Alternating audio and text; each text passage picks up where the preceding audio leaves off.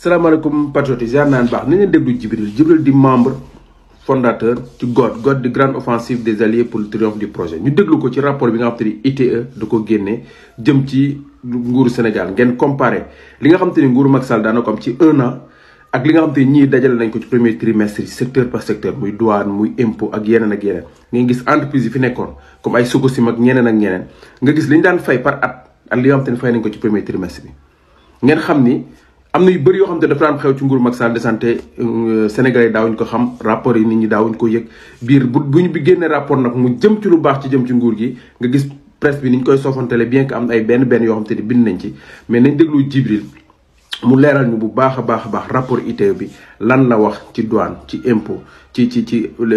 entreprise yi nga xam te ne entreprise yi li ñu fay ci impôt ni mu yokkoo ci premier trimestre bi par rapport gars yi li ñu daan fay ci at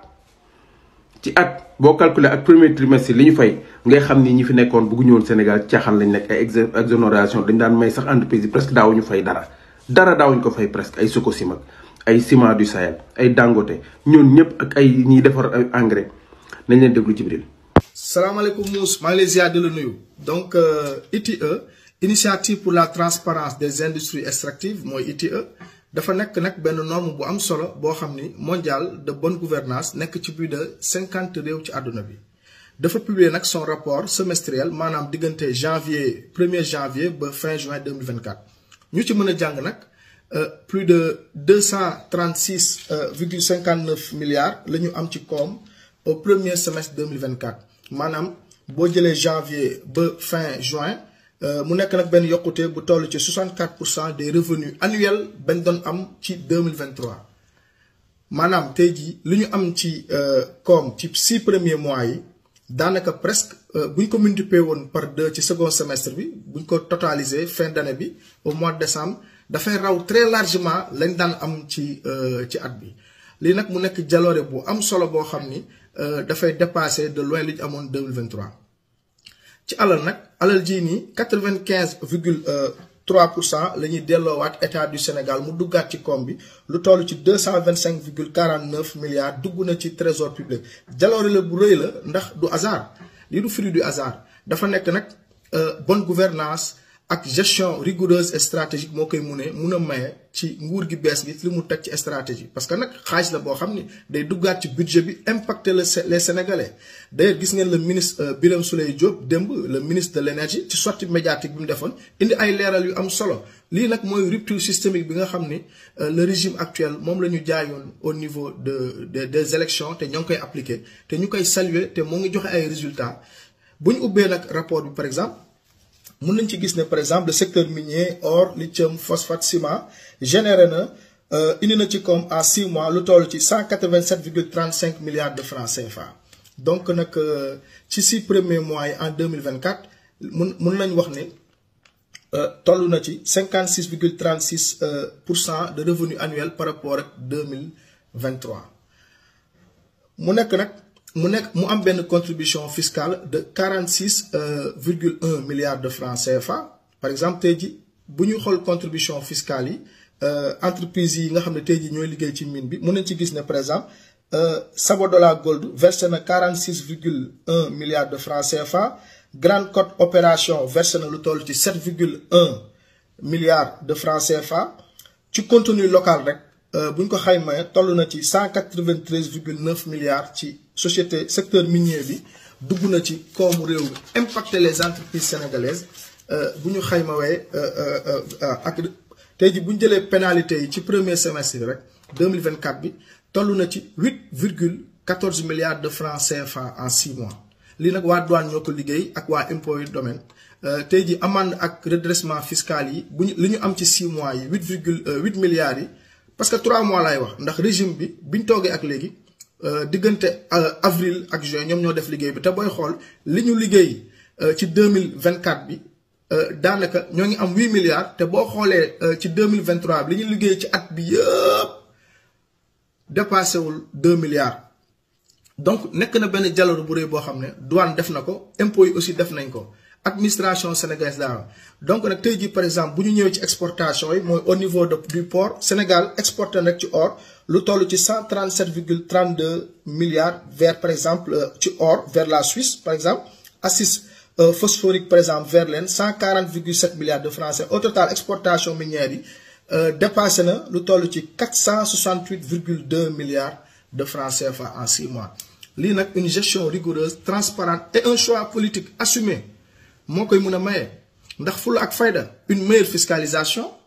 une centralisation budgétaire, mu nekk aussi transparence accrue et encadrement ci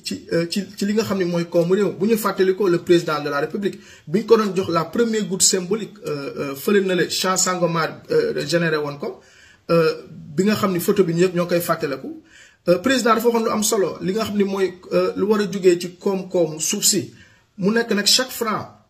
bu sénégalais dinañ ko collecté delloowaat ko Sénégal mu impacté sénégalais. Démb sax le ministre Birame Souleye maa leen ko doon wax léegi nii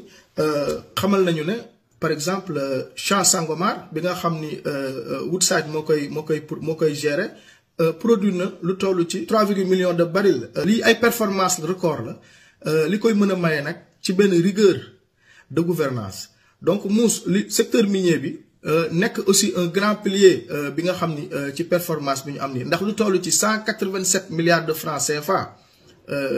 en 6 mois. Sénégal léegi mun na positionné wu na comme un leader régional dans la valorisation des ressources minières. Donc nag performance yi nii nag dafay impacter carrément notre écosystème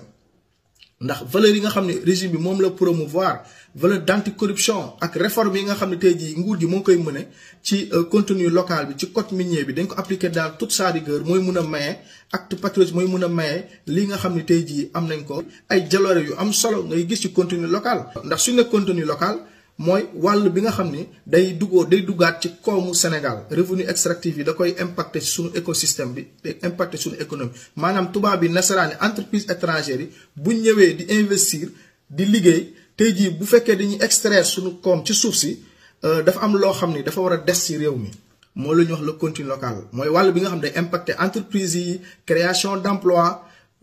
Loolu nag dafa am solo bu ñu koy appliquer dans sa rigueur parce que loolu nag daf mooy profiter suñu économie que investissement bi du ñëw rek comme avant doon demee bu ñu koy jël dañuy exploiter ba pare daal di koy exporter te du impacter réellement économie sénégalaise. Secteur minier bi 187,35 milliards des na ci réew mi ci contenu local. Attends ma vérifier waat par exemple tey jii bu ñu xool tableau numéro 32 bi ci contenu local bi. Madame, le volume des transactions effectuées par les fournisseurs locaux au titre du premier semestre 2024, maa ngi koy tiim nii moo ngi toll ci plus de 148 milliards de francs CFA ay transactions def nañ ko ak ay fournisseurs locaux ci premier semestre bi. Par exemple Woodside Energy Sénégal 144 milliards, BP Sénégal 3 milliards, Société des pétroles du Sénégal maanaam Petrotim moom 183 millions, Forteza bi nga xam ni mooy gaz bi ñu exploité fële na le je pense fële ca Thiès 103 millions, Total EP Sénégal 18 millions de francs CFA. Donc lii nekk na ay jaloore yoo xam ni lu ñuy saluer la te di fàttali buñ ne le premier semestre 2024 mooy nguur gi ñoom mois d'avril lañ ñëw diggante avril ak juin 2024 performance yi ci lañ ko am. Donc da ngay xool ni liggéey bi ci ëpp solo daanaka nguur gi ci 3 mois la ko liggéey presque parce que gouvernement bi le temps que muy installé wu ñu def seen ay audit liggéey seen liggéey lii performance yi nguur gi moo ko am en juste sur 3 ou 4 mois. Donc ça veut dire que tey jii le prochain rapport du second semestre de ITE bi nga xam ne moo nar a génn en fin d'année ndar nañoo révéler encore confirmer encore chiffres yi mais encore aussi tamit gën a wanewaat nguur gi chiffre record yi nga xam ne tey jii dafay témoigner liggéey bu am solo patriotisme économique bu am solo bi nga xam ne tey jii nguur gi mu ngi koy liggéey di ko jëmale nag muy impacter ci Sénégalais yi. Donc pour bañ a guddal vu que 5 minutes nga ma joxoon mais comme que ay chiffres la il fallait que ma xaw a dugg ci détails yi di wax rek ne dinaa ci def benn vidéo pour gën a leeralaat jaajëf merci beaucoup.